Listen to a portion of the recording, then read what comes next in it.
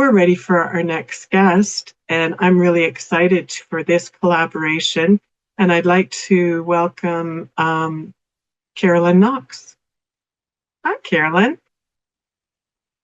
Oh, I like your daffodils. That's very apropos for the Canadian Cancer Society. Yes, thank you very much. I really appreciate the invitation to be here. I'm really excited to talk to this group today, Thank you. and I will start right out with Well, my. I'm going to do a really quick introduction just so people know who they're watching.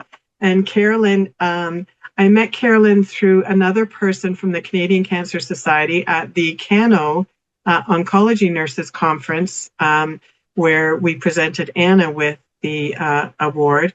And we haven't really collaborated. We did a booklet together quite a number of years ago now, the Canadian Cancer Society and Kidney Cancer Canada. But it was great to reconnect, and you have a wealth of information that I think will benefit our patients, which you're going to speak to today. And Carolyn is the Senior Director, Access to Care for the Canadian Cancer Society. It's one of the biggest programs in her portfolio, which I truly believe.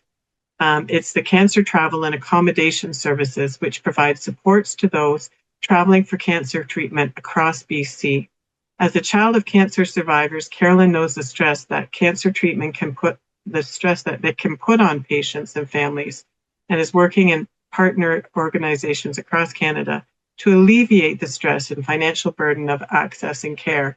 And this is going to be such a welcome conversation, because we more and more are having patients turn to us and saying, how can we access?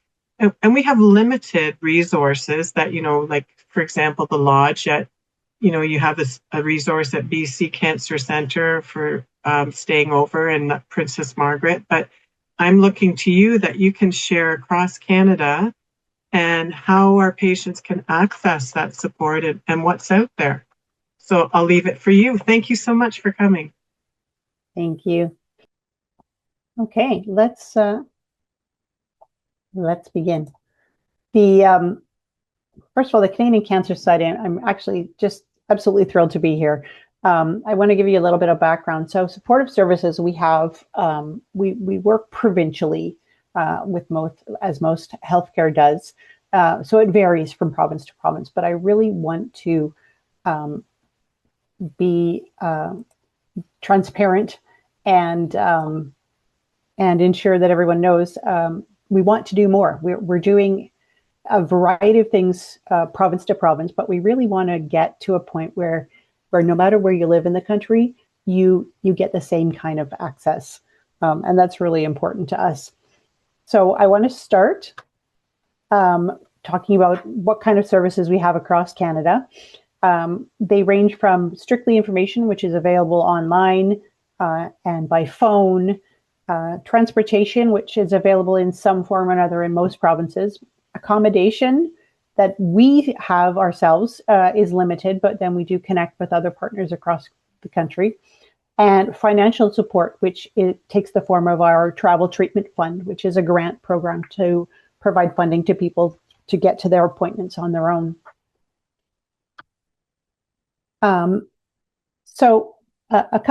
Just last year, we actually did a survey here in British Columbia. British Columbia is our biggest program right now. And it came about through a partnership with the province of BC, and the provincial government, Ministry of Health, funded this program. And we've been developing integration between our three different support programs, which is our travel treatment fund, our accommodation, and our Wheels of Hope, which is a volunteer driver program. So across the country, as I said, these programs are available in different combinations depending on the province you're in. Right now in BC, they are the most robust and they are all available. We have accommodation, we have lodges near BC Cancer Centres in Prince George, in Victoria, in Vancouver, and in Kelowna. We have Wheels of Hope programs across the province on the island, the southern interior. We are expanding in the northern interior, and we've recently partnered with the Volunteer Cancer Drivers Society in Vancouver so that the whole lower mainland is covered with volunteer drivers. Our travel treatment fund, which is a income-based fund, provides financial support to people who are traveling out of their own home communities. And it's based on income and distance. So the further you're traveling, the more funding you receive to get to those appointments. And just last fall, we did an initial evaluation of how we were doing for the first 2 years. And one of the biggest things we found was it wasn't just the satisfaction rate, it was the fact that people fully admitted that without these supports, they wouldn't have been able to complete treatment. They wouldn't have made it to their treatments. They wouldn't have been able to finish their travel, getting to their appointments, getting to their treatments. And they were really thankful and appreciative of that. But also it really alleviated a lot of that financial burden, that stress, that anger, and really helped with the emotional distress of cancer care. So, and this was huge for us. This was a real eye-opening evaluation in that we didn't realize the extent to which these things really, really weigh on people. So even just the idea that we could improve people's emotional well-being, even though they're going through a cancer journey, they have so many other things to worry about. They don't need to worry about this. And so that's really where we started from with these programs, was how do we alleviate the things that people shouldn't have to worry about? How do we cover those things, and how do we make sure that everybody knows about it? And that's really been kind of the purpose that we've used to guide everything through these first 3 years of this program, that we need to make sure that everyone knows what's available to them when they're ready to hear it. And I know, Christine, you spoke just in the last presentation about the overwhelming amount of information. And, when people hear cancer, they stop thinking about all those other things, and they don't really start to process it until they're back at home and they're thinking not just about I have cancer, but all of the things that go with that. I have cancer and I can't go to work now. I have cancer and I have to travel to my appointments. And what about my family? And what about all the other things that I need to deal with? And so that's why we've set our programs up with our Cancer Information Helpline that can talk people through things when they're ready to hear about it. So, and this is a big slide for me, because this is about empowering patients. And that's really what we want to do, is when they're ready to hear things, we have the information for them, but also we want to make sure that they get the supportive information that they need, but also feel more positive about the future. And even though they have health challenges, that they know that there are supports and that there are people out there and organizations out there that are going to help them along the way. Making sure people know where to get the medical help they need, making sure that clients and caregivers, their family members, know what's available to them and how we're going to support them. And, making sure that even through their cancer journey, there are things that, they can enjoy life. They can, even though they have health challenges, they have supports to cope with those challenges and still go through the daily activities of living. Compliance with treatment. This was our biggest factor, and really, to me, this is the purpose of everything we do. Survival rates, making sure that people get to treatment. 92% of the people we talked to, and we had over 1,000 respondents. So 3,000 surveys went out and over 1,000 responses came back, which is a significant amount for any kind of survey that you do. 92% of the people that responded to the survey said that the program helped them access treatment. And 77% said that it gave them the motivation, increased their motivation to complete their treatment. That to me speaks volumes. That says that, you know, what we're doing directly supports, you know, survivorship, directly supports quality of life, directly supports the drive of people to keep going, and that makes all the difference in the world. So this is the big slide. This is really what I wanted to bring to everyone here. Where can we do more? So the yellow dots show the areas in provinces that we have systems and supports in place. The two blue provinces, Ontario and BC, are where we have provincial-wide programs right now. There's a whole lot of Canada that needs more support. In Alberta, we have Wheels of Hope. We have volunteer drivers in the Edmonton area and the Calgary area, but really it's only within 70 kilometers of the cancer centers there. We need to do more. We need to be out there at the other cancer centers, but we also need to make sure that we're providing support to people who are traveling from further get to where they need to be. Same with Saskatchewan. We have Wheels of Hope programs near Regina, near Saskatoon, but that's all we have right now. We want to partner with organizations like yourself to make sure that the information gets out there, but also to make sure that province to province, we are talking to governments about making sure that they're supporting their own citizens to travel to where they need to be for cancer support and cancer treatment. And, you know, even in British Columbia, where we do have these programs available, there are people that travel more than 700 kilometers to get to treatment. That's significant. I mean, that is not just away from home. That is a whole change. And it means they're not going home right away either. So if they're staying in a lodge, one of our lodges in BC, for 4, 5, 6 weeks on end, we want to make sure that not just that they're comfortable where they are, but that they know things are taken care of at home, which means that they have funds to take care of things at home, and they have, you know, they're not worrying about that as a burden while they're trying to get well. In Newfoundland, I put a little airplane there. We also have what we call Air Daffodil, which helps people from Labrador get to St. John's in Corner Brook.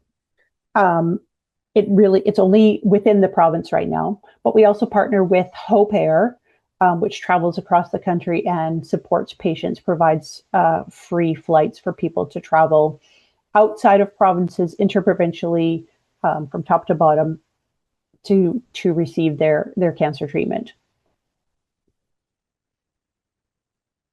A few more. How do we work better together? So this is us. This is us, our organizations talking to individuals, talking to governments, and making sure that across the country we are working together. We are not working in competition, but we are working in collaboration to make sure that everyone who needs support knows what's available to them, knows where it is, and knows how to get access to it. And that is all. Thank you.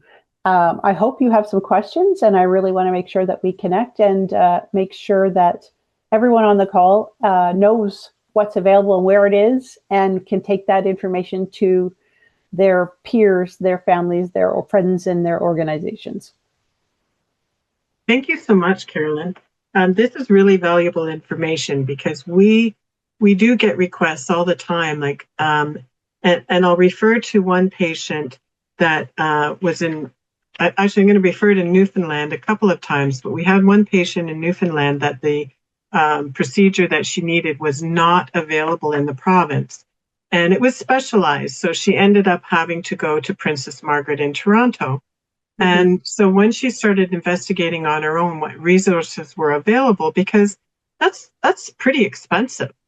You know, that can be life-changing. And when you're already dealing with a cancer diagnosis, and there's always alternate costs when you have a cancer diagnosis. Always.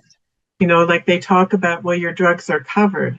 Well, it doesn't cover the Imodium for the diarrhea. it doesn't cover the wound care that you might need for the blisters and stuff that goes along with it. I don't think people in general have an idea what it costs to the average patient above and beyond their treatment. So we did an impact report. Yeah, we did an impact report last year on that. Mm-hmm. The average cancer patient in Canada is out of pocket about $25,000. Yeah, through the course of their journey. That is significant. Exactly. Yeah. Life-changing, possibly. Exactly, and which is in a country that values its universal health care, it's mm-hmm. not free, right? There are so many things that just aren't free. And so, yeah, we want to work with everyone to make sure that anyone who needs to travel for their treatment knows mm-hmm. that there is help available. The patients that from Newfoundland, we would have put them in touch with Hope Air, right? Yeah. To get free flights. And then in Toronto, it's like, okay, where are we going to put you? Are there, who has a lodge there? So one of our services, like the Cancer Information Helpline, keeps a huge database called the CSL, or the Community Services Locator. And so they keep on top of what's available in every community. So if you called them and said, I have to go to Toronto, I have to go to Ottawa, it's like, okay, well, these are all the things that are available in Ottawa for you. These mm-hmm. are all the services. These are all the organizations that can help you when you get to Ottawa. These are the ones that can help you get there. And then once mm-hmm. you're there, these, and we keep it up to date. It's a very robust, we have people, researching and updating these spread databases all the time. So the Community Services Locator is a big one for anyone in their own community, or if they're having to travel to another community to find care. In Saskatchewan, we don't have any lodges, but there are lodges. They, that belong to other organizations. It's just a matter of knowing who they are and how to reach them. To connect a patient in Saskatchewan, or at least offer the information where they could go for that resource. Exactly. So how do our patients find the Community Services Locator? Give us a call. It's 1-888-939-3333.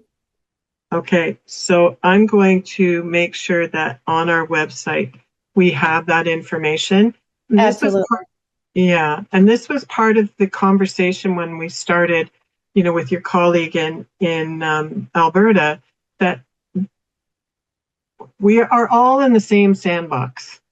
Exactly. We are all dealing with kidney cancer or another cancer and the challenges that go along with it. You know what? We need to play together in the sandbox, not each in our own corner. Mm-hmm. So and that's beyond our capacity right now to even think that we could offer what you already have developed. Mm-hmm. So, let's collaborate. We can share your information so that they can find what they need to get through their cancer diagnosis and treatment and everything else that goes along with it. Mm-hmm. I was so glad you mentioned the mental and emotional burden, and you said that they're ready to receive the information when they're ready. Yeah. Because so much information comes at you and you're not ready. It goes right by. Yeah, exactly. It's when you get home and you sit down and in the quiet, and it's like, oh, there's all these other things I need to think about. So, and that's why we have online information. That's why we have phone information, because, you're not ready to hear it until you're ready to hear it. Exactly. You've got to think it that, the first few moments of you have cancer are a shock. Yeah. And then what about my family? What about this? What about this? You don't think about the logistics of it until much later on. Yeah. Yeah. No, that you're so true. And I'd like to ask the question, do you have resources for caregivers? Yes. Because absolutely. You mentioned how, they're a partnership. And that's why we value our caregivers just as much as our patients. So you have resources? We have resources for caregivers. We also have some online communities through Cancer Connection. And they are online groups that meet. They're moderated groups We have groups for every type of cancer, but also we have groups for caregivers, for family members. We have bereavement groups.